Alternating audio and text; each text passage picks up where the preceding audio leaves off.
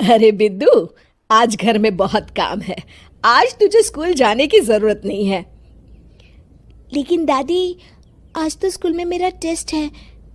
अरे एक दिन स्कूल नहीं जाएगी तो ऐसी कौन सी तेरी कलेक्टर की पढ़ाई छूट जाएगी। वैसे भी मैं देख रही हूँ आजकल तो बड़ी ढीठ हो गई है।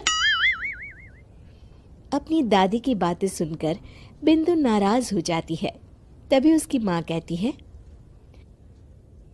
अरे बिंदु, इतनी छोटी बात पे मुंह फुलाने की क्या जरूरत है। दादी बिल्कुल सही कह रही हैं। लड़कियों को तो घर के काम काज सीखना चाहिए। अरे बहू, रमेश के लाड़ प्यार ने इसे बिगाड़ रखा है। कम से कम तू तो मेरी बात समझती है। अच्छा, मेरी पूजा का समय हो गया है, मैं पूजा करने जा रही हूँ। इतना कहकर रमेश की माँ वहां से चली जाती है। इस तरह बिंदु की दादी और माँ दोनों अक्सर उसे घर के कामों में ही उलझा कर रखते थे। कुछ दिनों के बाद राजू और बिंदु के 10वीं के रिजल्ट्स आते हैं। दोनों बच्चे दादी को अपना अपना रिपोर्ट कार्ड दिखाते हैं। शाबाश मेरे लाल, तू तो बड़े अच्छे नंबरों से पास हुआ है।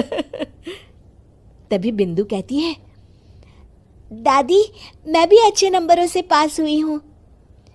रमेश की माँ बिंदु को अनदेखा करते हुए कहती है, हाँ हाँ ठीक है, अभी यहाँ खड़ी क्या कर रही है, सुन लिया मैंने।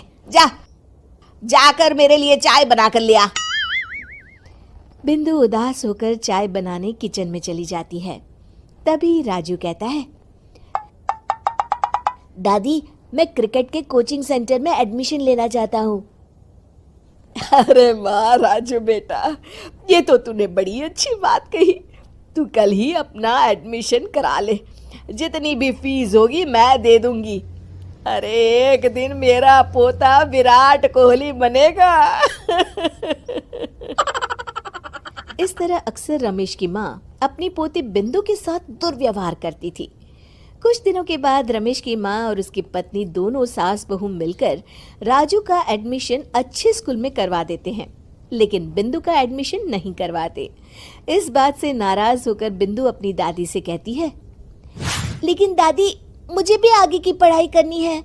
अरे क्या करेगी आगे की पढ़ाई लिखाई करके हैं? आज से ये पढ़ाई का भूत अपने दिमाग से उतार दे। इतना कहकर रमेश की माँ वहां से चली जाती है।